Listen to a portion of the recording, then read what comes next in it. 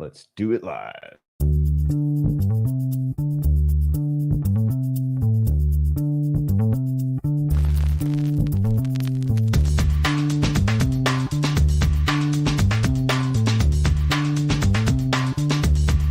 Welcome to the acclaimed podcast, The Deep Dive, featuring your esteemed hosts, Andy Monitor and Drew Dinzik, powered by BetSperts.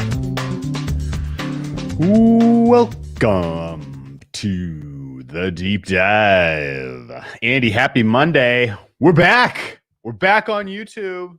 I don't know who in the legal department got through to those clowns that took us off in the first place, but the Deep Dive YouTube stream has been reinstated at long last.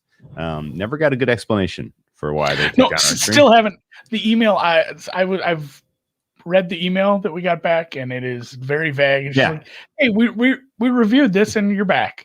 Yeah. Oh, well, fuck. Yeah. That doesn't tell me anything. Thanks, Yeah. you. But we're glad to be back. We're happy to have the channel, which is good because we're going to be adding more shows this summer, and as we get into football and doing some more branding, and it's going to be a lot of fun. So look for that. And yes, Captain Jack even says, "Welcome back, boys." Yes, we're back in your world of YouTube. It's exciting, and it's Monday. Coming off it felt like a long weekend, didn't it? Because Yes. I think it felt like a long weekend because nobody worked on Thursday and Friday. Like a lot of people, I'm sure a lot of people are listening to this. Maybe you went to work, but the fact that you are so easily able to stream on your computer on a tab that's hidden from your boss, or you were working from home and it didn't make a damn bit of difference whether you had to hide it or not. And then you had your phone and maybe another computer set up and you're watching a shitload of Masters. Watching the quad box. Yeah. Yeah, it felt like a holiday weekend because of the Masters. And it turned out to be a pretty good one. It sucks that that's a guy I bet on for many years. And Matsuyama, he finally got it done. It was a great performance. It was a lot of fun. We got our hole-in-one. We got multiples on the hole-in-one. Were there any on 16 on Sunday? I don't think there were. There were not. Okay. There were two aces. I know that. Two aces, yeah. What did you get that price? I thought you bet that. I put a little on that over. I can't remember. I think it was plus 190-ish, 180. Yeah, it was not more than two. It was not 2-1. It was it was a little under that. But let's recap some of the winners. First of all, hat tip to Hideki Matsuyama. Oh yeah, and your point is completely fair. We were cheated out of the Thursday of March Madness, where you get to blow off work and watch basketball all day.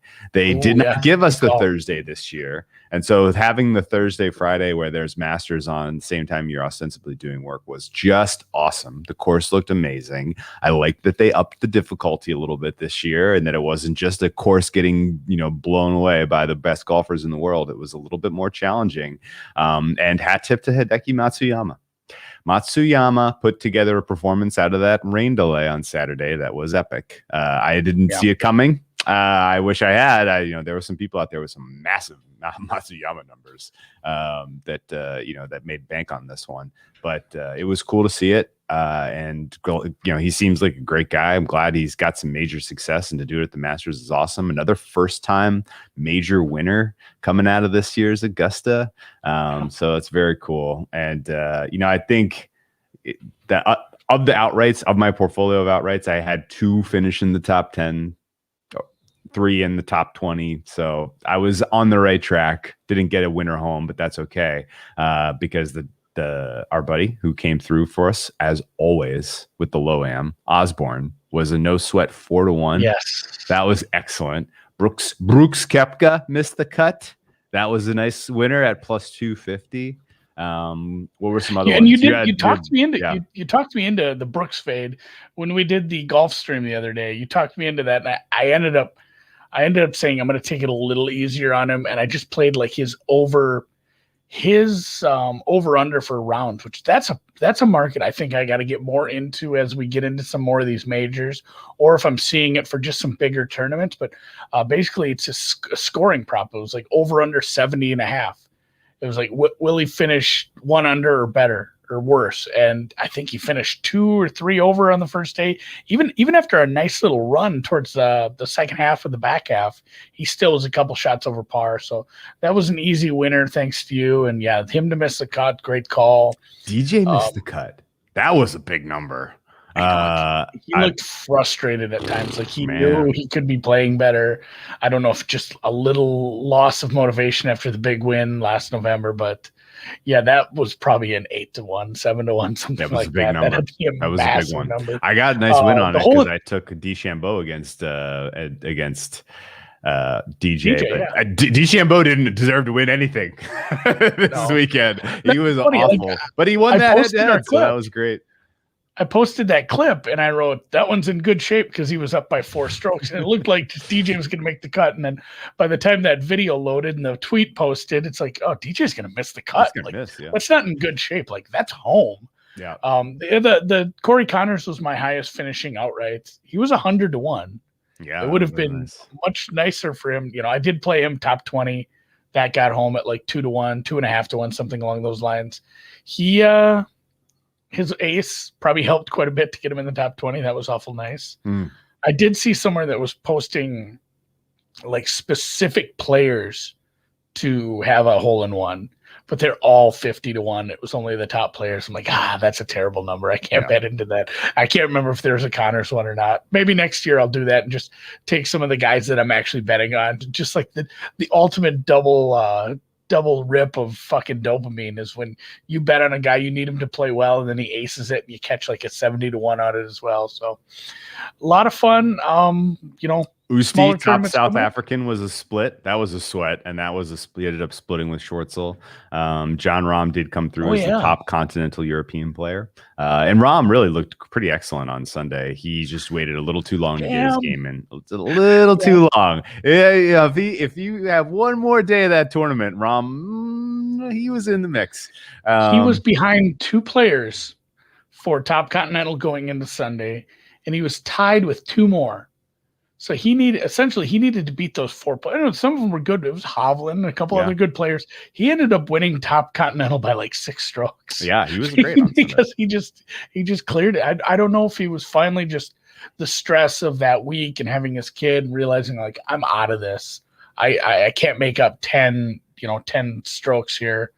And yeah. He left a lot of shots on the course all week. I watched a lot of Rahm's golf, and he was right there all week and just couldn't quite convert. Similarly with Spieth. Spieth was right there. He just made a couple of real boneheaded decisions, pulling out, not taking his medicine on 9 on day 2 maybe, and then using the 9 using the 9 on the 12th hole one day and finding himself in the sand. Like he didn't manage the course especially well, which is surprising because that's usually one of his more, his better telltale characteristics. But it's good that he's back in the mix, and I'm glad that that he was competitive at least. Any other major takeaways? No, matchups did well. Daily matchups did well. Props did okay. I would say that Osborne one that was given to us by somebody who watches way more golf than us. That was a beauty. That hit nicely.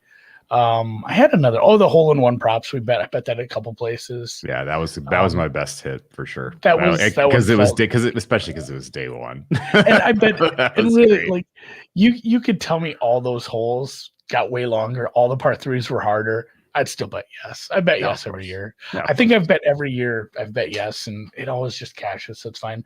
The fun one, and I talked about this a little this morning on Brown Bake Bet, so I won't go too deep into it again, but was over 2.5 balls, find the water on 12 in round 4.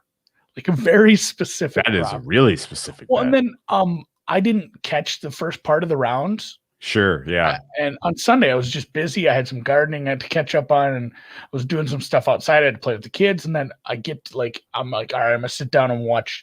The last, so many groups are gonna go, and I'm gonna watch the good parts. Then I realized I had that. I'm like, shit. There's no way to just look that up. No, you have to actually watch shots. Yeah. So yeah, and I'm not the kind of person who can just say, fuck it, I'll wait and see if that cashes or not. I had to know. So I was telling Noops this morning. I said, luckily, after I found the first guy that had like a big score on number 12, and I watched his first shot go, and second shot was a drop. Like the second guy I found put 2 balls in the water himself. So he dropped and then put another one right back in the water. Full on speed. So, yeah. Yep. So it was a really quick search to figure out if that one won or not. That was a nice, because I laid minus 200 on that. Kind of needed that one to come through. Oh, that was good. That's good. And I don't even know how many. I quit searching. There could have been like 10 more balls in the water. Who knows? So who knows? On to RBC. I'm going to bet some more golf this week. First of all, it'll be a little bit until we get to I'm excited to see where you go as a professional golfer on the Switch Tour. Your golf game was very impressive last week. Your 10 under would put you in contention for that title.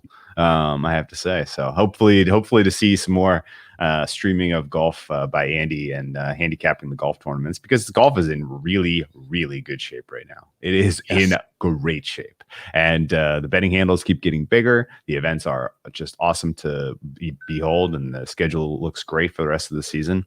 PGA Championship in May, US Open in June, and the Open finally after a year hiatus in July, I believe, are all going to be contested this year. I have Rahm circled for the U.S. Open. I think that's his track. He breaks his maiden. He breaks his major maiden at Torrey. That should be a very, very great tournament, though. I wonder if I could get into that somehow. Torrey Pines? Yeah. I thought you meant betting it. I'm like, yeah, those markets are up right now, Drew. No, I meant I don't think I'm going to qualify. But I wonder if I could go as a spectator. I'm going to work on that. That'd be fun. I'm starting to put my trips together for the year. You need to get your Breeders' Cup tickets. Yeah, no, I got an inside track on that because I'm an NBC guy now. You need to get four tickets. Yeah, definitely getting us Del Mar passes for the Breeders' Cup. That's going to be sick. There might be a special short. It's not going to be a halftime scope because it's not halftime. Whatever, we'll call it between the 6th and 7th races scope live from Del Mar. Oh, yeah. Teasing something in November. And then, yes, going back to your other point about my Switch career, we're going to do more of that. That's going to be fun. I'm working on that. If anyone has suggestions. That was really cool, I thought. What you'd like to see in that, I'm probably going to that's going to become a show. I'm going to do that every week. I had a lot of fun. You can find any course you want to bet. Probably not going to be an hour and 10 minutes. That was a major.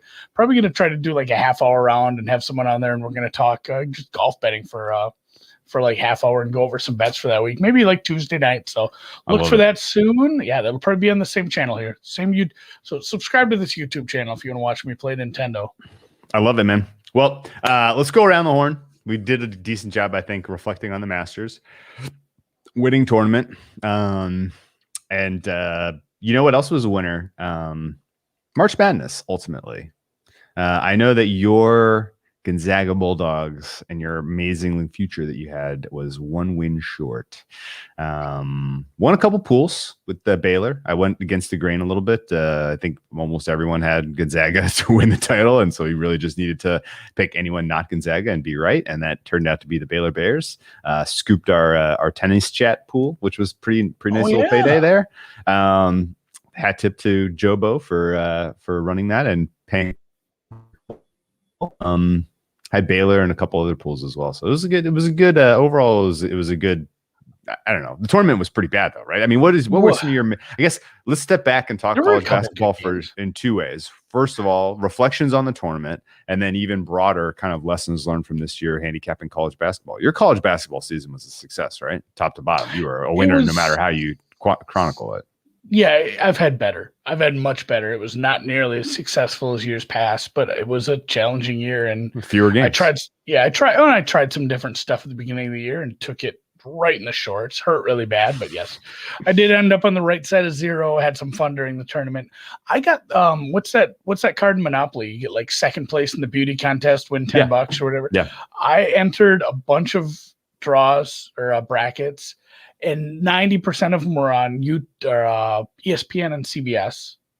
So I just checked those, and I forgot somebody was running one on YouTube. I keep saying YouTube, Yahoo. And I got third place in that one. I didn't know.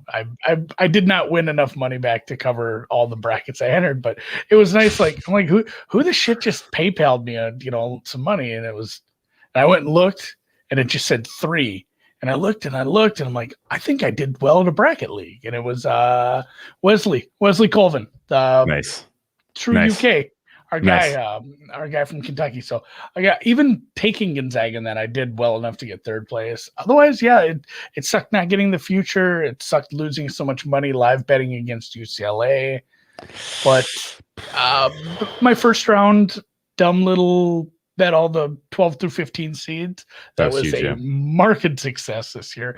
It's way more fun when that's successful. There's a lot of years where that thing just breaks even or loses just slightly.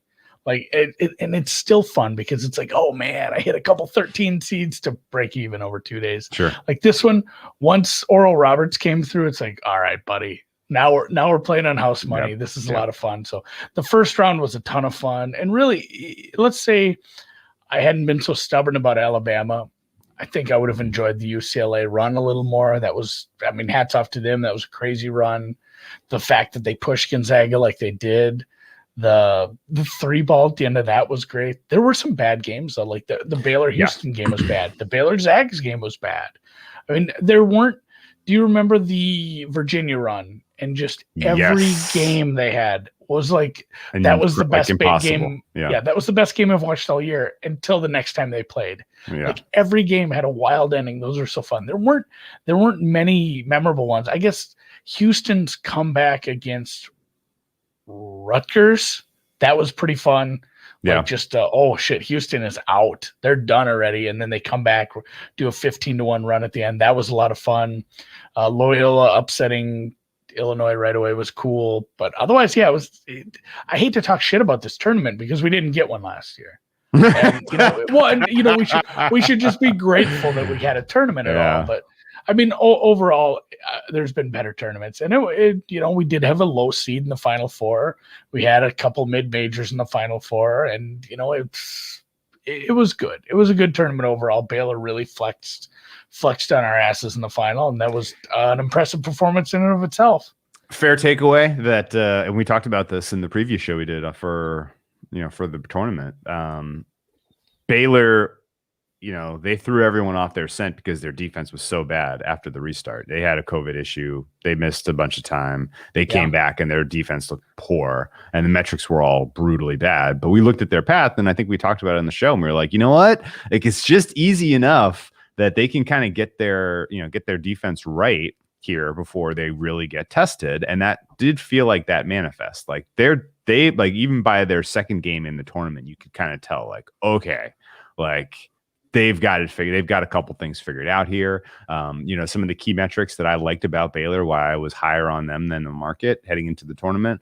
Their ability to shoot the three was, ended up being very important. Oh boy, yeah. Their ability to create turnovers to help them in comeback situations, like their game against Villanova, was huge. Their ability to complete transition, get the turnover and then actually capitalize it with transition was huge. Their free throw shooting was pretty solid. Didn't really jeopardize them throughout the tournament. Really kind of like the stables that I was looking for of, can you avoid an upset by getting the turnovers, by forcing turnovers, making threes, and then can you sustain a win by not missing your free throws? Like, all of it tended to manifest in their run, I thought. And they were the bigger, more physical, more engaged team in the final for a lot of reasons. Am I overstating it reading into Gonzaga's loss that part of the reason that they were in that situation, part of the reason that they didn't look as great against UCLA is they probably were a little penalized by not playing lots of tough competition throughout the kind of the middle end of their season. Is that an overread? Because their path to the Final Four was cakewalk. Their schedule from to be fair, it really till the final was pretty damn easy. Creighton is a good team, and USC is a Final Four team in other regions. Like USC was playing so good. It's crazy how well the LA teams did this year. Like USC was giving people problems. That was a big, long, athletic team. I was really worried that I'm like, this is the game. This is the game that Gonzaga gets their scare, and they trucked USC. I was very surprised by that. That was a very tough game. You know, I think we sold the Pac-12 short, obviously, all year. So it doesn't help. But I mean, they played good teams early in the season. And they did, you know, the path wasn't as hard as others, but at the same time, Baylor's toughest game was what? Arkansas. Probably Arkansas, and Arkansas just didn't have it. They played some tough stuff in the Big 12 though, leading up to the tournament. Like their level of competition was very high. The Big 12 was good. You know, the Big 10 was obviously pretty overrated, but the Big 12 the Big 12 was decent. They even had that game against Kansas that went pretty poorly for them. But I think that probably does help. It certainly doesn't help you playing those cupcake games, but they're so well coached and just experienced. I really don't think it was. I hate to put a lot on this, but the overtime game and the come down from that probably didn't help. And then the fact that just Baylor really ramped up you want to talk about their shooting, their 3-point shooting. Baylor ramped up the defense it didn't look like the Gonzaga we'd seen even against good defenses, against like USC. If the white kid with the mustache is just going to beat the Mobleys like that, like what chance does anyone else have? Like those are NBA players right there and on USC. And it was nuts how good that defense looked for Baylor. I mean, it was similar to who was the first team to look really fucking stupid against Syracuse this year? San Diego State. San Diego State, yeah. It felt like that for a time where it's like they can't get inside of this at all. They can't get anything on offense right now. Like Gonzaga looks bad on offense because of this defense. So no, that was kudos to them. That was a great performance. Bad game to watch from my standpoint, but I wish they would have gotten closer at least to have something to get excited about later in the game. But cheers to Waco, Texas. Yeah, sure. And then and as far as like thought process for next year, what happens how does Gonzaga get over the hump? Like, I mean, does this problem persist in future years? Is it a problem? Getting to the Sweet 16, getting to the Final Four all these years, like it's really hard to win 6 games in a row, and then the 6th one being against a really good team. Like if I were a fan, if my Gophers were making the second weekend every year for like a goddamn decade and getting in some Final Fours and championship games, I wouldn't consider it a problem. There's a lot of fan bases that wouldn't consider this a problem. It's very difficult. And I think you'll see them get a championship here eventually. Like the way they can recruit now, they're like a powerhouse on the West Coast for recruiting. They're constantly getting really good players from all over. I mean, Suggs played up here. Like, everyone showed those clips of him playing football. It's like I watched that game because they show these freaking we have Thanksgiving Day. I think it's sometime around Thanksgiving Day. They have the Prep Bowl, they call it, where they have all the championship games on the local TV channels. Like everybody watches for years and years. We've watched those games, and like you watch some of these really good players from Minnesota play on just like, I think it's like Channel 9 or whatever garbage local channels we have. So like he's a stud, and he ended up all the way out in Spokane up. Seattle, is it in Seattle or Spokane? Spokane. I could never. What's the one in Seattle? Is that just the Washington? Well, there's Wash U is in Seattle. Where's Seattle's Washington obviously State? in Seattle. Washington State's in Pullman. That's in the Pullman. eastern part of the country, eastern part of the state. Yeah. But no, I don't think I'd worry about them. And then just as an overarching kind of theme for the year, I'm kind of treating it like November Masters. It's hard to take a lot away from this. Okay. There were teams that had, I mean, it's wild that teams had like 40 to 60 day breaks and didn't quit. Yeah. Like kudos to them. Like they just said, they didn't call it a season. Didn't one team call it a season? Oh, Chicago State? many teams called it a season. Oh, okay. Numerous teams from some of the smaller conferences called it a season. The MEAC only had like 5 out of their 8 teams left at the end of the year. Chicago State called it a year. The entire Ivy League called it a year. There were quite a few teams that just, and there were some that got to the tournaments and just were like, oh, we had a positive, we're out. Now our season's done without ever being eliminated. Dukes of the world, right? Yeah, well, even in the mid majors, it did happen too. So I mean, it's hard to take a lot from this season because there were so many super long breaks like that. There were so many goofy problems like coming off of COVID. There were teams that were not getting to practice while they're on break, so you didn't know what was going on with them. The transfer portal is full. It's like the phone booth at the end of Bill and Ted where everybody's in it. Like that's what the portal looks like. Everybody's transferring. Everyone. Like, eventually, we just need to sit down and figure out where everybody went before I can make numbers for next year. So, throwing out a lot of this season going into next year, but you still got to pay attention to how some teams played, how some players played. There's plenty of coaching moves too. So, hopefully, we just have a nice normal fall. I don't need this kind of season in my life again where I don't know how many bets I made that just got returned. Game didn't happen. Game off. There were some I bet during like brown bag bets, somebody would be in the messages, be like, yeah, that game just got canceled. Like, cool. I'm glad I just talked about it for 4 minutes. Did you learn anything about the market and college basketball market this year that kind of worth putting in the back of the brain for next year? Market moved like it normally moved this year.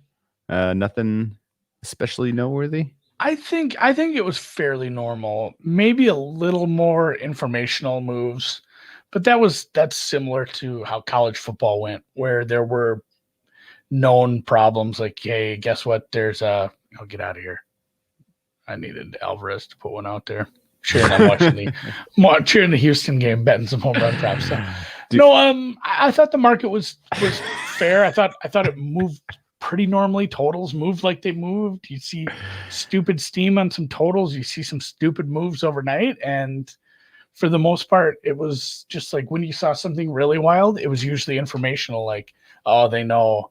And there were so many things like that too. Like, you'd get a DM or something like, hey, guess what? This guy, starting point guard's out for this team. Yeah. And they're like, yeah, but it's the America East. Yeah. Like that point guard's not worth anything to the line. And of course the good team's point guard is out and they still cover the 10 by like 15 points. Like it's hard to bet against or bet with some of that informational stuff at the lowest levels. Like you need a bunch of players to be missing to make it worth it feels like. That's why I don't really go player by player, especially in the mid majors, unless something wild is happening, like there's a big cluster. It's cluster injury by like position sounds silly. Cluster injury in the sense that they have like 3 or 4 starters missing or something wild. So no, I think we should be back to normal in the fall, and hopefully by then I get some time to kind of refine my totals, because I did well on totals. I didn't release a lot of them. I just bet them kind of sporadically. But you're secret betting totals, huh? Totals. Okay, well, cool. They're kind of the ones that like. Well, I would only bet ones down that even really on college basketball total. If you the day of, or day of, you can get a good bet down. Well, especially if you have like 15 outs, if you really wanted to. Yeah, like if you wanted to get some money down on totals, you could totally get some money down on totals. But there were just some spots that stuck out, and then I did mostly just back testing this year. Like looking at this, looking at that, and then going back and looking at it. And I bet a few things here. My last total of the year was the Zags Baylor over 159. Did not go over. No. Blowout ruined it. The live total was 20 points higher than where it actually finished at one point. Oh, geez. Wow.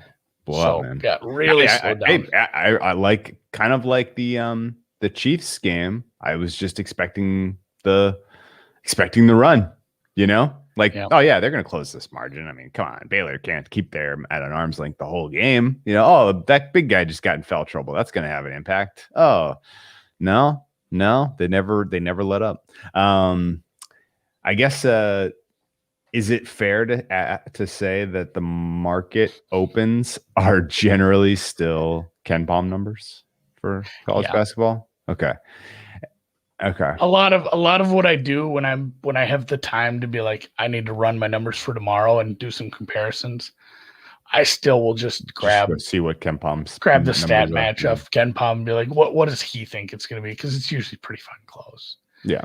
And then you can realize, like, all right, if it opens where the KenPom number thinks it's opening, it's probably a bet for me tomorrow. So I'll circle a few that way and look at it, or those are worth diving into. It is interesting when they open, I make a number 2, KenPom says it should be 4, and it opens like 6. Those are the ones. Those are the ones where it's like eyes pop a little. Yeah, it's like, huh. Those are the ones where I usually have to, like, all right, I got to figure out what's going on here. But no, I'm excited for the season to just start at a normal time. Just get to betting. I might just go back to betting overnights. There's enough places you can do that nowadays. Yeah. What do you get? Do you get a sense that the first, I guess in the NBA, I've been kind of surprised that the first guys up are now FanDuel. I don't know why, but they're always up first. I have noticed that in other markets where it's silly books are like up first. It's like tennis. Bovada is like first to market in the American offshores all of a sudden. With why would you do that? Like, that makes no sense considering like your business model and who you cater to. Like, there's some weird. I was talking to Alex about this. I guess they want Ben's tennis action right away. They want his action, but yeah. Well, Bodog, yeah.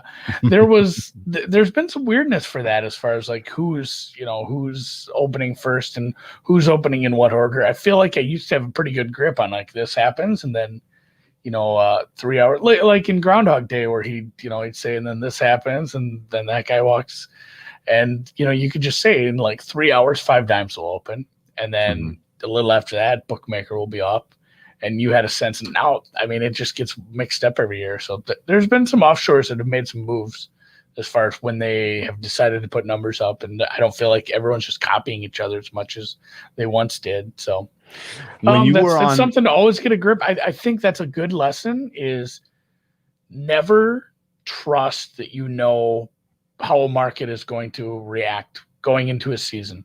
Not react, how a market is going to behave when certain characters will enter a market. Really, like, maybe take the first week of whatever market you're betting into, write down what you thought you used to know. Like I said, BetOnline opens these openers, and then you get this book, and then you get this book. And, roughly BetOnline was 3 Central the day before. And if they were extra games, it'd be 7 a.m. the next day. Write down all that stuff and then see if any of it's still true the next year.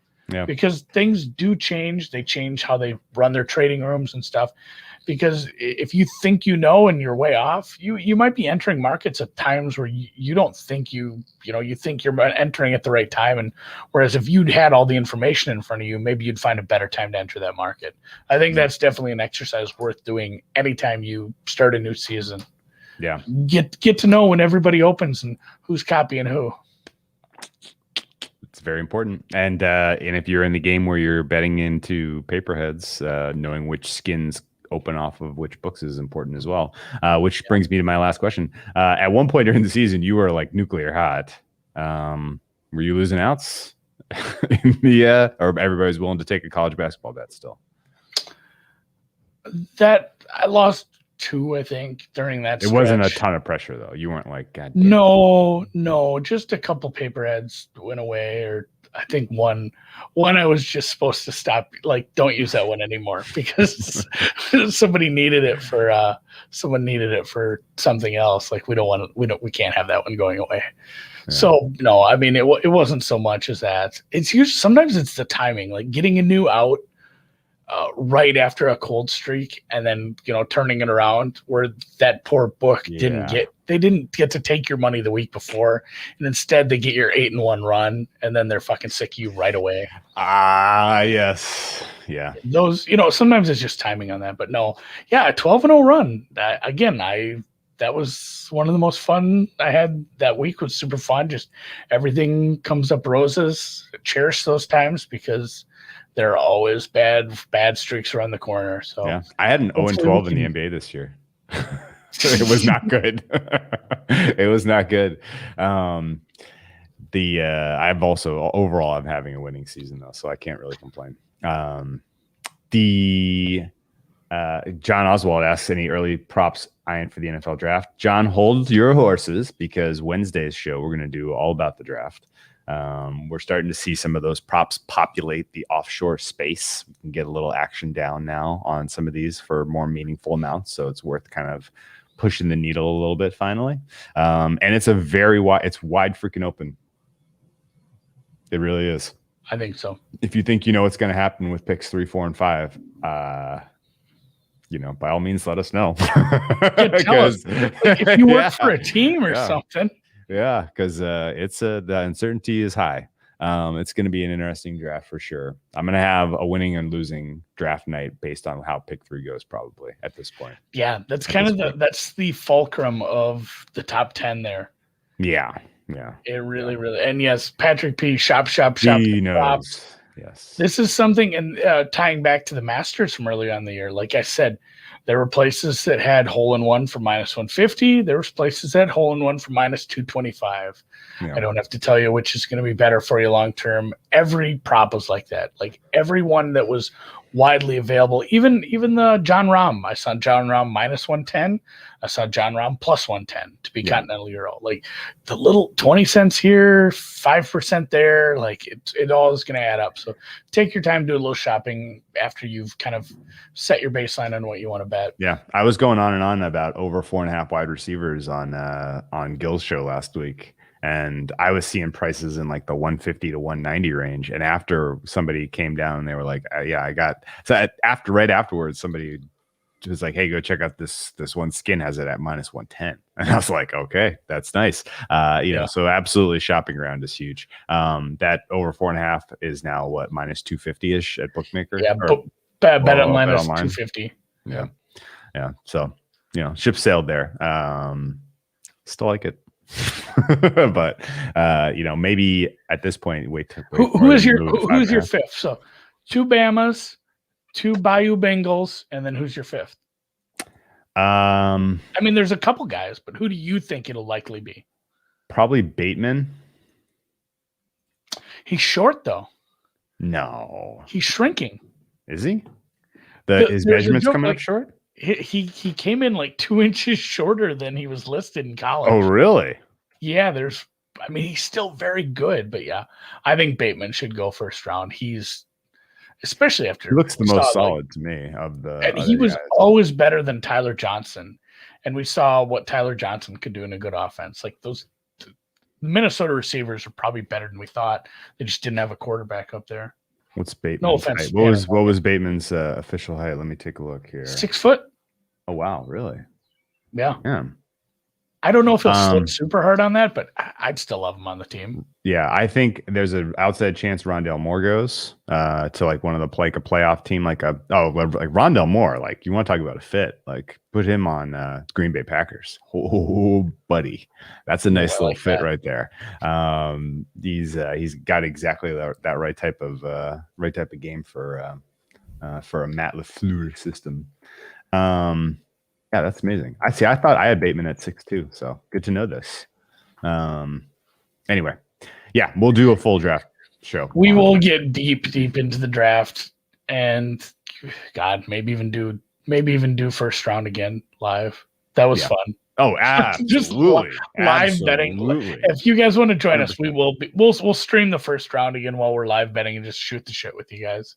There were some people we didn't think people were going to stick around, but there was a hearty group of a few dozen people that just stuck around with us the whole time. It was great. And we're talking, so that was a lot of fun. I'd love to do that again.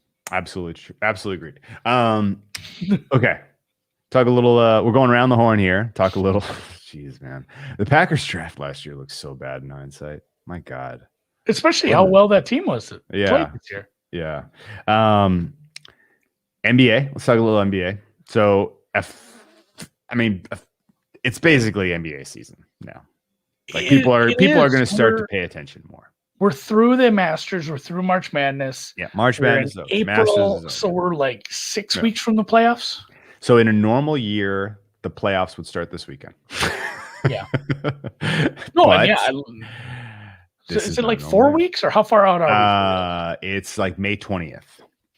Oh, okay. So like 5 weeks. Yeah.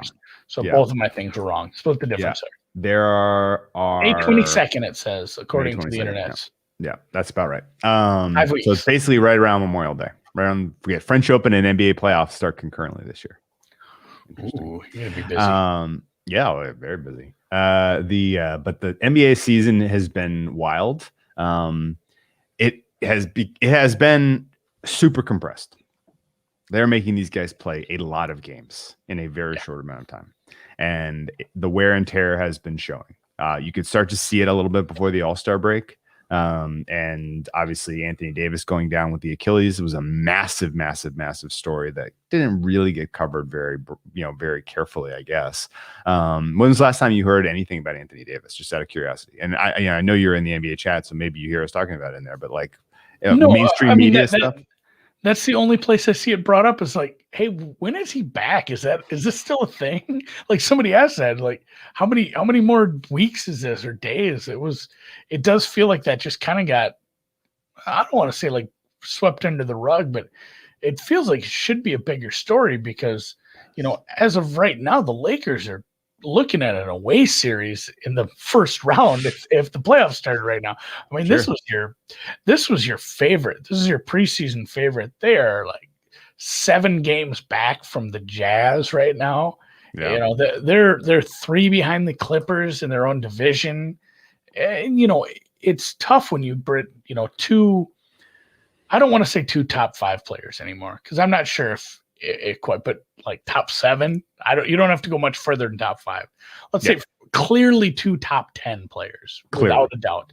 When you have 2 top 10 players and they're both injured, the depth of the rest of your team is going to be so shitty that you're going to be an underdog to the Knicks at certain points in the season. So like tonight, you're listening to that. So it's a good game though. Yeah, it looks like 3-point game at halftime. The Knicks are up. Yeah. But yeah, no, the Anthony Davis injury at the time looked bad. And we know Anthony Davis is a fragile player. He's not necessarily playing through pain, not to call him out, but it's just the way it is. He's very careful about his body. That's fine. But it looked at the time like it could have been an Achilles. Partially torn Achilles was sort of in the back of my head, like, okay, I'll wait to hear what they have to say about this. And they come out and they're saying, no, calf injury. Sure. And we'll see him again after the All-Star break sometime. Like that was like what they were saying at the time. And I assumed that meant we would see him again in April. I figured maybe the beginning of April, but here we are rounding into the very dead middle of April, and we have not seen Anthony Davis take the court. I expect to see him this week. Thursday's game looks like a decent time to bring him back in. They play the Jazz Saturday. Like there's a couple of tough games here on the schedule for the Lakers. And it's pretty important that they get right because as you mentioned, they're down there in the standings. In fact, if things don't turn around for these guys, they could be the 6th seed in a 3-6 matchup against the Clippers in round 1. So congratulations, Lakers. You've given yourself potentially you've given yourself the toughest possible path to the NBA Finals. I think if they land in the 4-5, they're just fine with that. I think that this team matches up extremely well. You go like Nuggets, Jazz. It's a tough road. It's not easy. It's a tough road. It's not easy. But if you're at full health and you have LeBron and AD back to not only back to health, but rested. This is like the Drew Brees thing where like, Drew Brees got hurt and he got to like rest because he's old. He didn't get to play that many games in the second half of the season. He gets to play the playoffs fresh. Like, it kind of turns into that for LeBron. It kind of, AD is not old, but his body could use a sort of rest. So falling into that 4-5 seed, even as a 5 seed, give a shit if you have to play a couple extra games. Like you might only be playing 4 games anyway. Yeah, if he's not healthy, 100%. Yes. Interesting matchup against the Nuggets and the Jazz. I like the Lakers and the way they match up against the Jazz a lot, assuming that they're fully healthy. Nuggets are a tougher matchup, and of course, the Nuggets played them pretty hard last year in the playoffs in the Western Conference Finals. I mean, it was it wasn't ever really in doubt that the Lakers were going to move on, but at times the Nuggets looked a little frisky. The Nuggets completely had to punt game 1 of that one because it was a short turnaround after they had a game 7 against the Clippers. Then they fought hard in game 2, and then they had some hopeful moments in game 3 and 4 before eventually succumbing 4-1.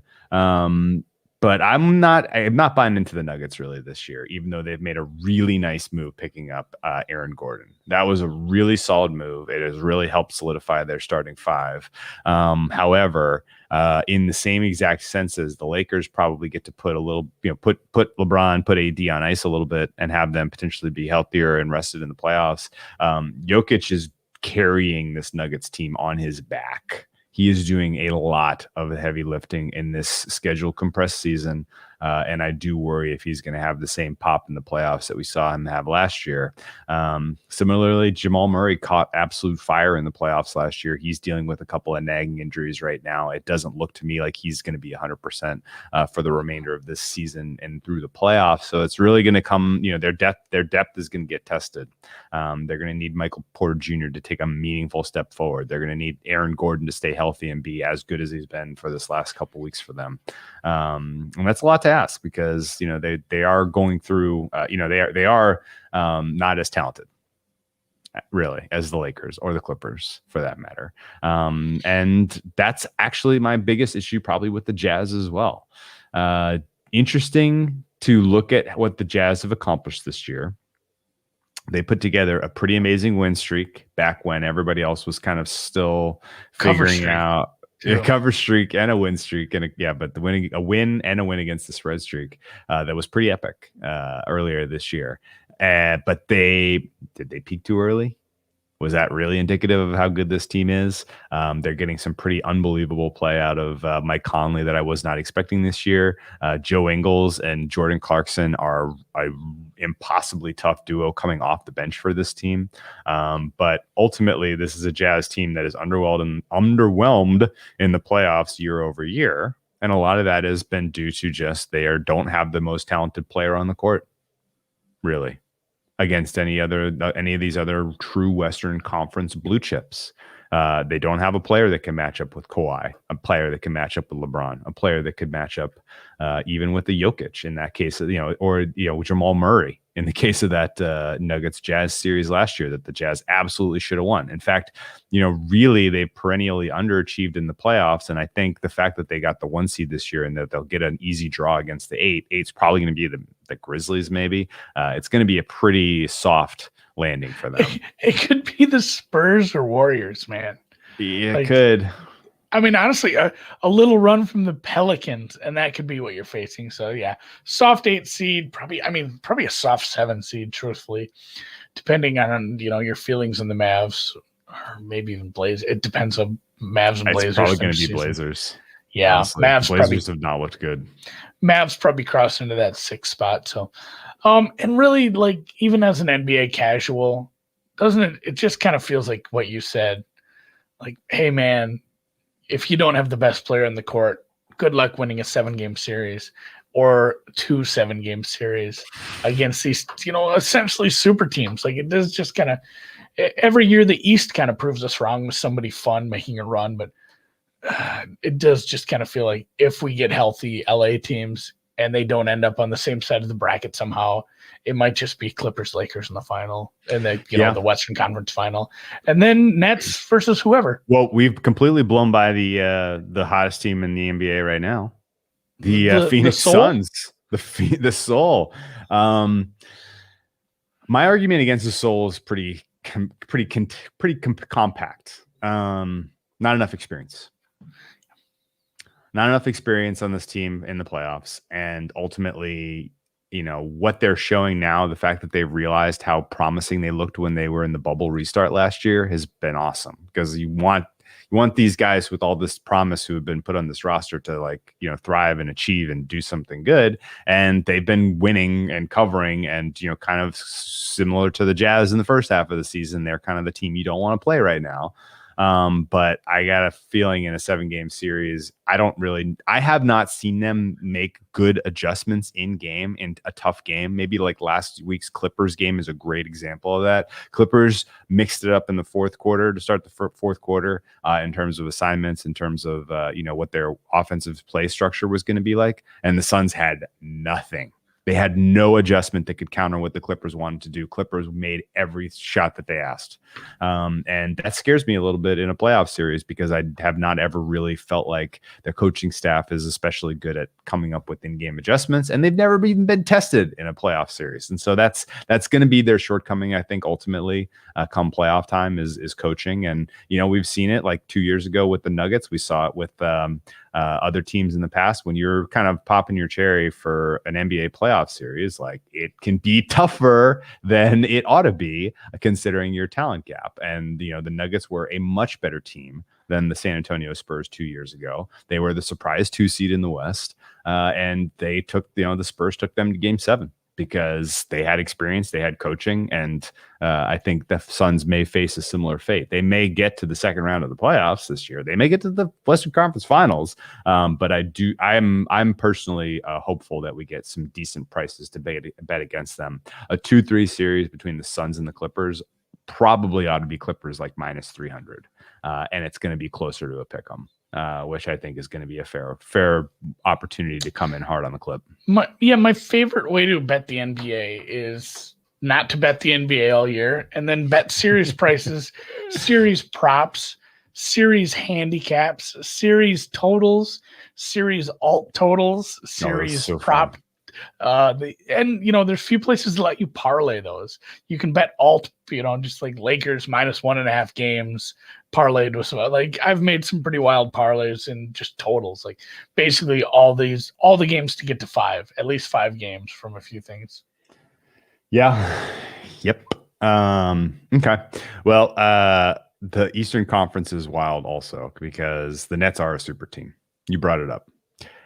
We have not seen Irving, Harden, and Durant on the court together going back to February. It's been a while. Irving's just part-time right now. Like they might need to cut him from the health insurance because he's not getting enough hours in. He's having a tough year. You're not getting the full-time bennies anymore, guys. Yeah. But yeah, Harden's been out with the hamstring. Durant was out with a hamstring for like a month and a half. That was a surprisingly long absence by Durant. They're easing him back into the minutes right now. But this Nets team, they do surprising things like we saw Saturday where they absolutely no-showed against the Lakers. I had the Lakers in that game, so I wasn't sad about it, but it was still surprising. I do think ultimately talent will prevail because they are by far the most talented team in the Eastern Conference. Have you heard anyone make a decent case for the likes of the Sixers, Heat, or otherwise? It's easier to make a case for the Sixers because I don't know. Have we just been gaslit to think like that they'll fail no matter what?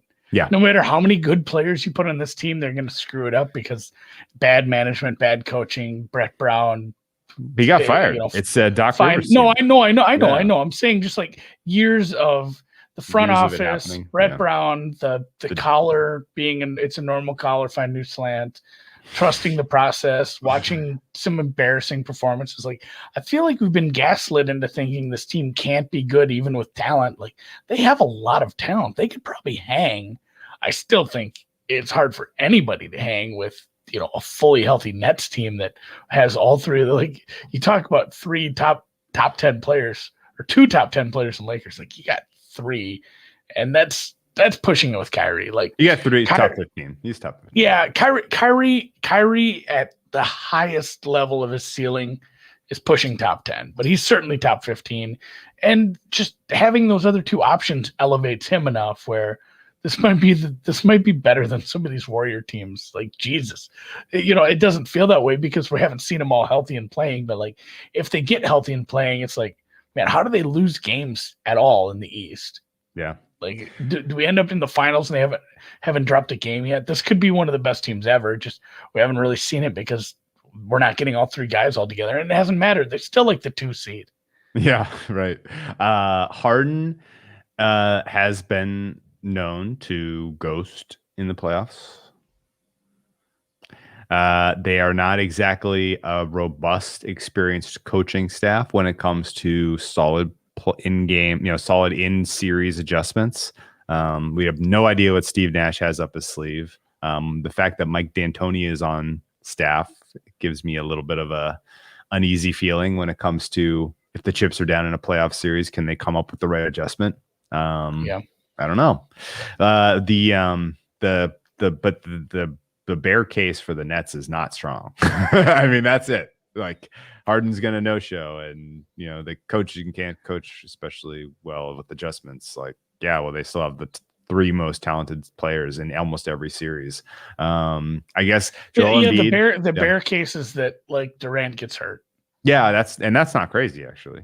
I'm surprised he got as hurt as he did this year, honestly, because he looked smooth and good coming in through that first month of the season. He was looking very strong.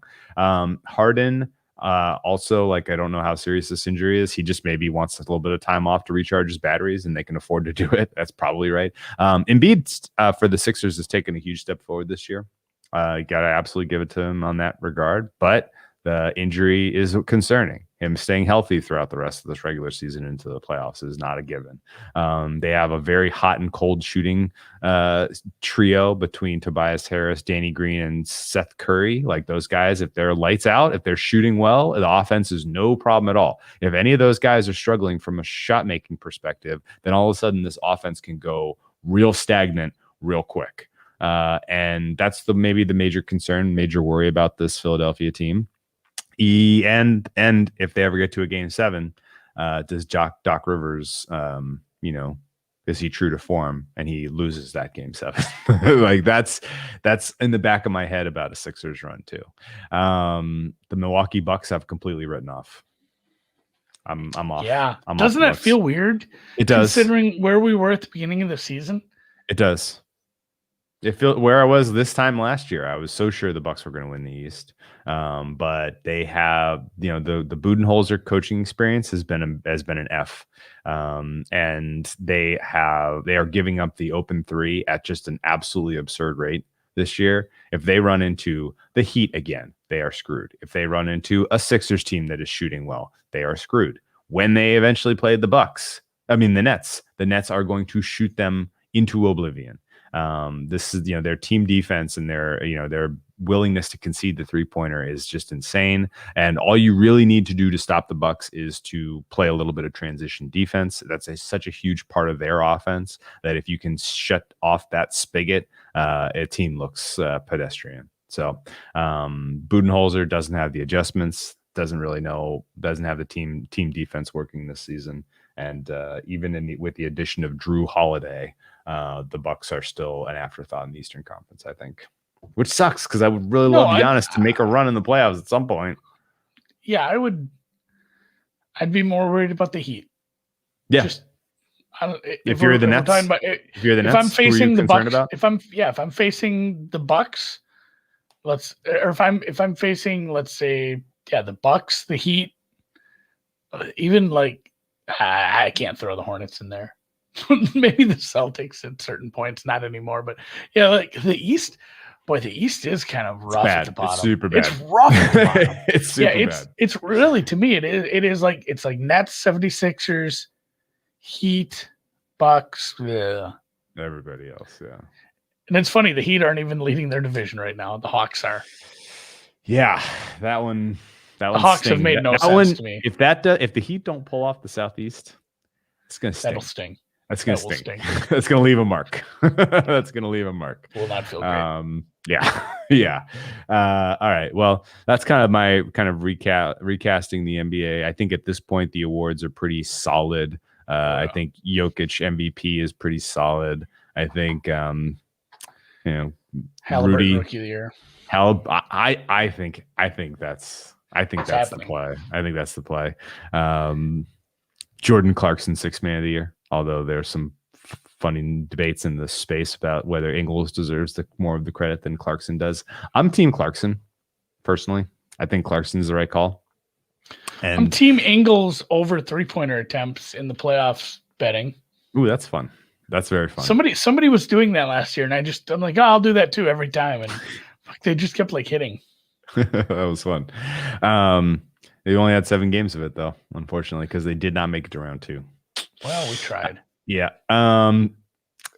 So yeah, Rudy Gobert Defensive Player of the Year feels like a lock. I think Coach of the Year is going to eventually go to Quinn Snyder, just because they're going to look at the team wins and say, man, that was way over expectation. Got to give it to Quinn. I don't know. Tom Thibodeau deserves some consideration because he's got these Knicks playing incredible regular season basketball. And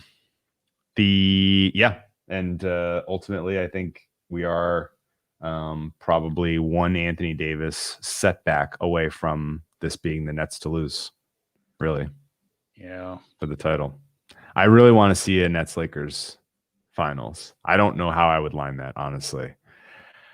I think if you have a fully healthy LeBron and AD in that series against a fully healthy Harden, Durant, Irving, that's probably as close to a 50-50 finals as we've had in our lifetime. Do you have any initial reaction to what that finals price would be? Nets minus 130.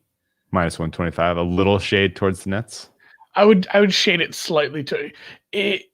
It might be a bad line because it's like, oh, they just ripped through the East. They look really good because they ripped through the East. Like, where it probably should be like coin flip price, but you might get a little shade towards the Nets because they've just looked so good against the East.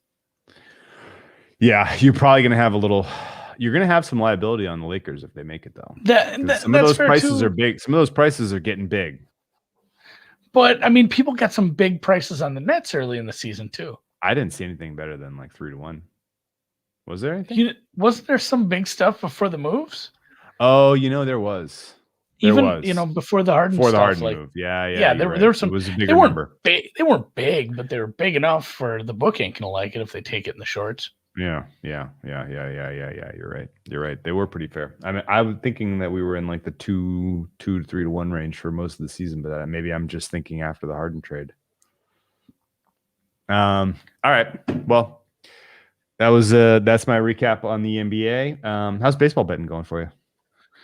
I need a bunch more runs in all the games I bet. What's going on with Houston, man?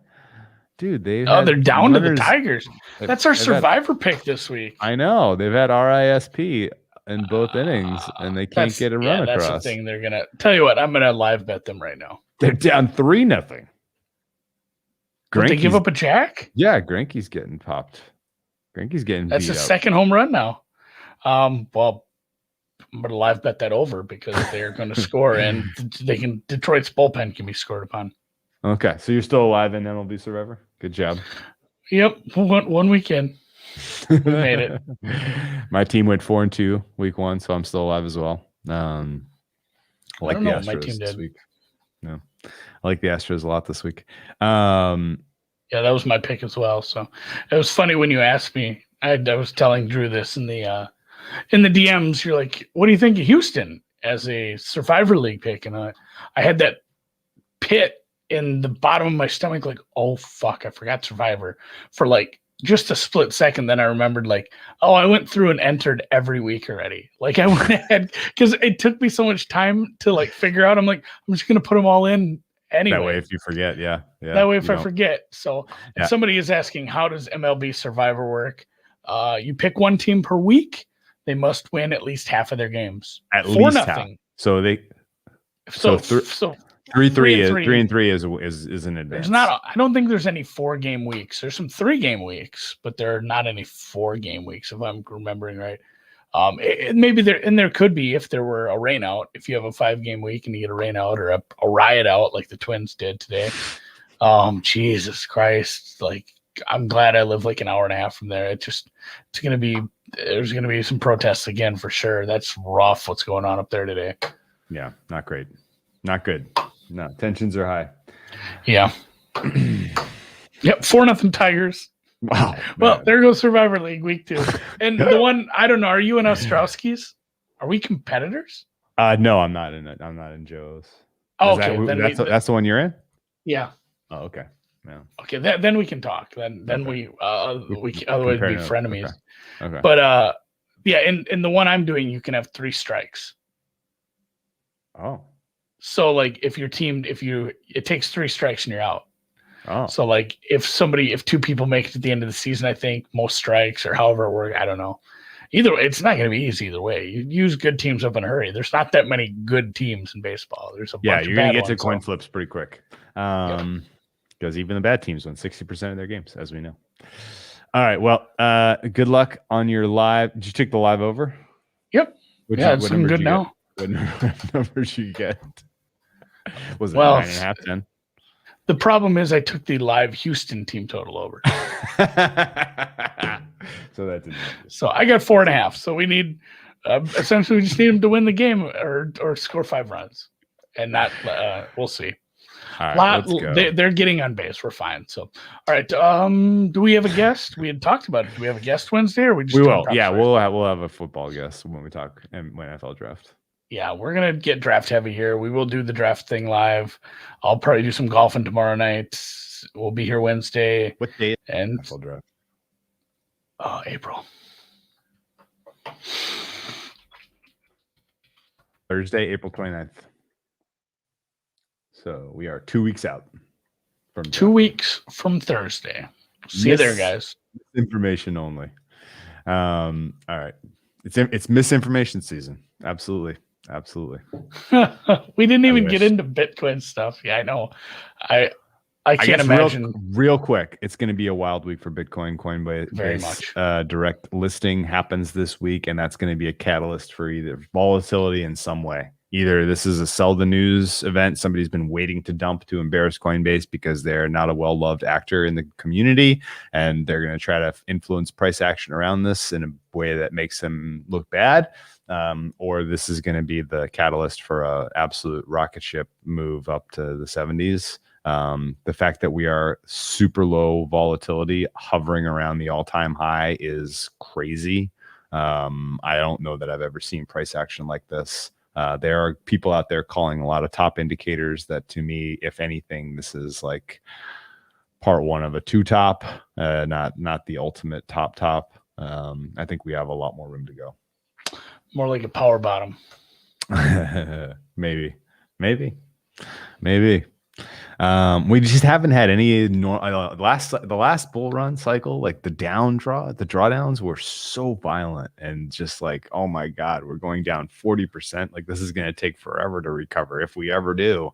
And then it was back up in, a month. But we haven't had any of that. Like the big negative down, the days everybody's down on, feeling bad is like 3% down. It's just nothing. Oh no, we're back to 55. Like, no. Yeah. There was, think about the drawdown from 20 to 3. No. No. Do you know what that is? Obviously it's like 80%. Yeah, I don't think it's feasible to go the resistance to get there would be, immeasurable. But essentially going from 20 to 3 is like going from 60 to 85%. Yeah. Yeah, 60 to under 10. That ain't happening. No. Peter Schiff says so, but no, I think there are there's some smart people that have different models, and there is a drawdown that goes to like 42. Yeah, that would honestly, be honestly that would be maybe best case scenario for the launch. I would 100% echo those sentiments. Something to shake out the heavy levered longs is needed, because every time we get a little bit of a rally and you see us get close to the all-time high, or maybe even a little bump above the all-time high, it's just a good time to get more shorts in. Yeah, exactly. And the funding rates that your people are getting paid to short right now are just out of this world. Like it's free money right now. If Bitcoin's going sideways, and if you have a big short on near the top, you're just getting paid to hold that short. So it's until we get a dump and reset and we shake out some of the levered longs, I don't know if we're really gonna. Yeah, I don't really know. It sucks that we need some people to get wrecked hard, but we do. Yeah, it is. Even more than that, we need people wrecked or closed. We need people who went long at 3, 4, 5K. We need them to just decide to close close. Like there are people that are long from the bottom, and until those people decide to close, I don't think we're going to get the next leg up. That's my gut. But it might not be. This is not financial advice. This is not financial advice. But enjoy the wild narratives around the Coinbase listing. However that manifests. If you have any good podcasts, send them our way. Oh yeah, the up onlys have been great. Yeah, for sure. Very much enjoyed this. Anyway, well, let's put a bow on this, and before we Hodgepodge will be back with draft stuff. Yep, draft stuff Wednesday. NFL draft. Very excited. For sure. All right, take it easy, man. I gotta hit the music. You do. I do that sometimes in the morning, where it's like, all right, I'll see you guys. We got so much content over here now. It's tough to find it on the fly if you're not ready, if you're not prepared. So I can delete some of these. Yeah, some of these we don't need anymore. Conversion. There's not that many video clips.